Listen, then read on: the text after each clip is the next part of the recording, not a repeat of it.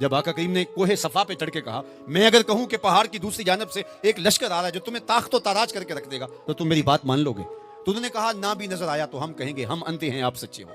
جو اتنا سچا، جس کی صداقت کی قسمیں کھائی جائیں، جس کی امانت کی قسمیں کھائی جائیں، ہم اس کے غلام اور اس کی امتی ہوں۔ یہ بالکل آپ کے پاس جاپان بستا ہے، ایشیائی ملک ہے، اور وہاں بچہ بھی جھوٹ نہیں بولتا۔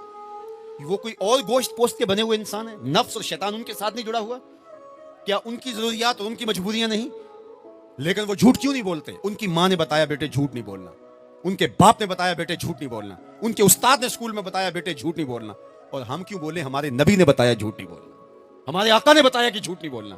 اگر ہم آقا کے سچے غلام ہیں تو ہماری زبان سے جھوٹ نکل ہی نہیں سکتا۔ جب کوئی شخص جھوٹ بولتا ہے، حدیث پاک میں آتا ہے اس کے منہ سے بدبو نکلتی ہے جس سے اللہ کے رحمت کے فرشتے ایک میل دور ہٹ جاتے ہیں، اور اگر وہ پھر جھوٹ بولتا ہے تو فرشتے اور پیچھے ہٹتے چلے جاتے ہیں۔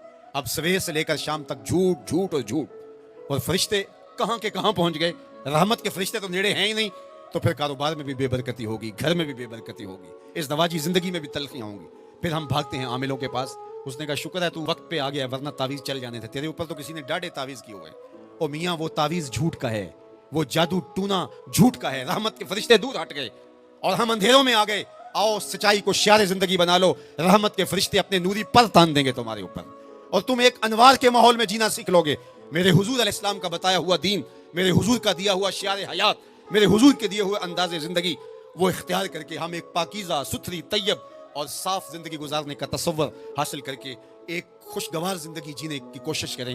آئیے میں اور آپ آج دیکھیں کہ ہمارے ساتھ کوئی ایسا عمل، کوئی ایسا رویہ تو نہیں جڑا جو حضور کے بتائے ہوئے طریقوں سے ہٹ کر ہے۔ آؤ اپنی زندگی کو ان کے قدموں میں ڈال دیں۔ ہمارا رویہ بتائے ہم حضور کے غلام ہیں، ہمارا طرز زندگی بتائے ہم حضور کے غلام ہیں، ہمارا انداز حیات بتائے ہم حضور کے غلام ہیں۔ غلامی رسول کو اپنی نس نس میں سمو لو۔ غلامی رسول تمہارے لباس سے دکھائی دے، غلامی رسول تمہارے رویوں سے دکھائی دے، غلامی رسول تمہارے طرز حیات سے دکھائی دے، غلامی رسول تمہارے سجدوں سے دکھائی دے، تو غلامی رسول تمہارے وعدوں سے دکھائی دے، تمہاری بولی سے غلامی رسول ٹپکتی ہو، نہ یہ کہ تم صرف زبان سے یہ کہو کہ میں غلام رسول ہوں، باقی تمہاری زندگی کا ہر تیور اس کی نفی کر رہا ہو۔ آؤ میں اور آپ آج کی اس بزم نور کے اندر یہ عہد کر کے اٹھیں کہ زندگی کی ایک ایک سانس حضور کی اطاعت میں گزاریں گے، جئیں گے تو حضور کے لیے، مریں گے تو حضور کے لیے۔ اور